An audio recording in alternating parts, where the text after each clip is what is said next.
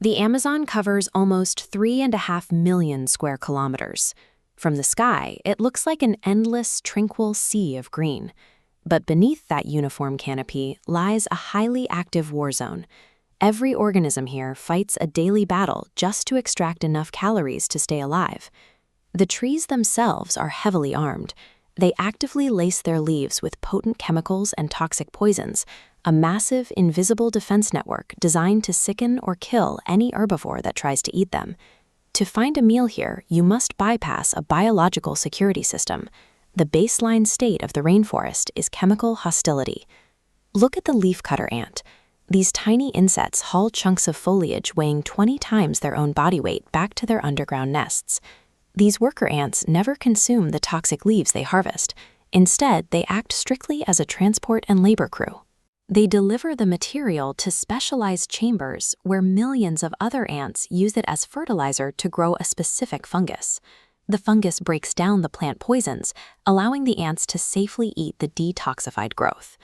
Other animals tackle the chemical problem through sheer physiological endurance, like the sloth. The sloth's legendary slow motion is a strict metabolic requirement. Surviving on low-nutrition, toxic leaves forces them to conserve every tiny bit of energy they manage to extract. Survival here requires either a massive underground industrial facility to launder the poison or throttling your own biology down to a crawl. This forest generates its own extreme weather. Trees release massive amounts of water vapor through transpiration, forming heavy storm clouds above the canopy. Half the rain here comes from the forest itself, returning in torrents, dumping over 2.5 meters of water annually. The sheer volume of rain forces river systems to swell violently, spilling over their banks and pushing walls of water deep into the tree line. During the wet season, an area of land 3 times the size of Austria vanishes underwater. The ecosystem effectively drowns itself. Millions of terrestrial animals are suddenly forced to navigate a chaotic, amphibious world where the ground no longer exists. This creates the Varzea, seasonally flooded forests where fish swim through the dense branches and hunt among the submerged leaves. The rising waters invite highly specialized aquatic predators into the canopy, such as the mata mata turtle. It has evolved to look like a rotting piece of wood covered in algae.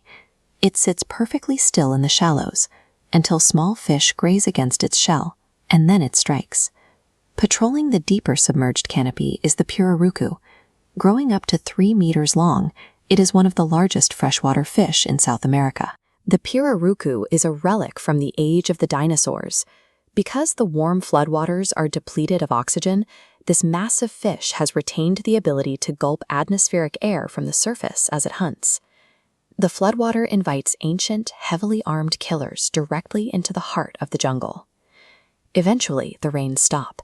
The floodwaters drain back into the main river channels, exposing the dry forest floor once again.